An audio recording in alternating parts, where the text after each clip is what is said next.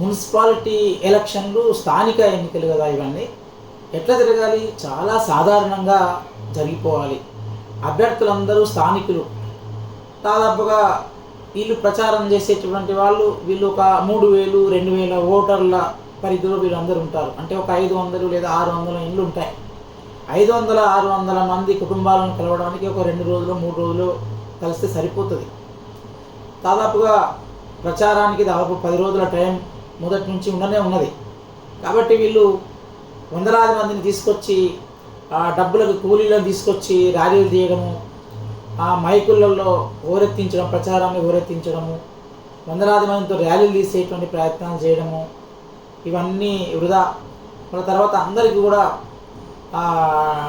హంగామా చేయాలన్నటువంటి ఉద్దేశంతో హంగామా చేస్తేనే మేము గెలుస్తామనేటువంటి భావన చాలామంది అభ్యర్థుల్లో కనబడుతున్నది. ఏం లేదు, ప్రజలు దీన్ని గమనించాలి. ప్రజలు గెలవడానికి వీళ్ళు హంగామాని మనము గమనంలోకి తీసుకోవద్దు. వాళ్ళు పెద్ద ఎక్కువ మంది డబ్బులు పెట్టి వందలాది మంది తీసుకొచ్చి ర్యాలీలకు రావడానికి కూడా ఇది ఓటు యొక్క అర్హతగా వాళ్ళ బలంగా మనం చేసుకోకూడదు. వాళ్ళ యొక్క ప్రజల మీద వాళ్ళకున్న అభిమానము, ప్రాంతం పట్ల వాళ్ళకున్న పట్టు, తర్వాత వాళ్ళకున్నటువంటి నీతి నిజాయితీలు, వీటిని ఆధారంగా చేసుకొని మాత్రమే ఓట్లు వేసే ప్రయత్నం చేయాలి. అప్పుడే విచ్చలవిడిగా ఎలక్షన్లలో ఖర్చు పెట్టడం అనేది తగ్గుతుంది. విచ్చలవిడిగా అభ్యర్థులు ఎప్పుడైతే ఖర్చు పెట్టడం మానేస్తారో అప్పుడు ప్రజలు చాలా తేలికగా తమ దగ్గర ఉన్నటువంటి వాళ్ళను ఎన్నుకోవడానికి అవకాశం ఉంటుంది.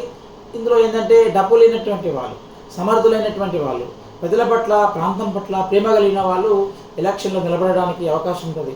చూడండి ఒకసారి, దాదాపుగా మున్సిపాలిటీలో ప్రధాన పార్టీల అభ్యర్థులు మినహాయిస్తే ఈసారి ఇండిపెండెంట్లు చాలా తక్కువ మంది కనబడుతున్నారు.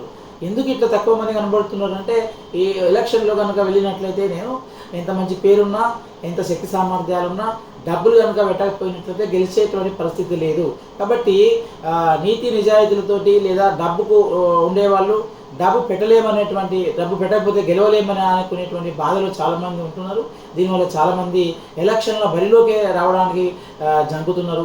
ఈ స్థితిని మార్చడానికి మంచి వాళ్ళు, ప్రజల పట్ల అభిమానం ఉన్నటువంటి వాళ్ళు ఎలక్షన్లోకి రావాలంటే ఈ డబ్బుతోటి హంగామా చేసేటువంటి వాళ్ళని మనం నిర్ద్వందంగా ఓడించడం ఒకటే మార్గము. ఇదే ప్రజాస్వామ్యానికి శ్రీరామ రక్ష.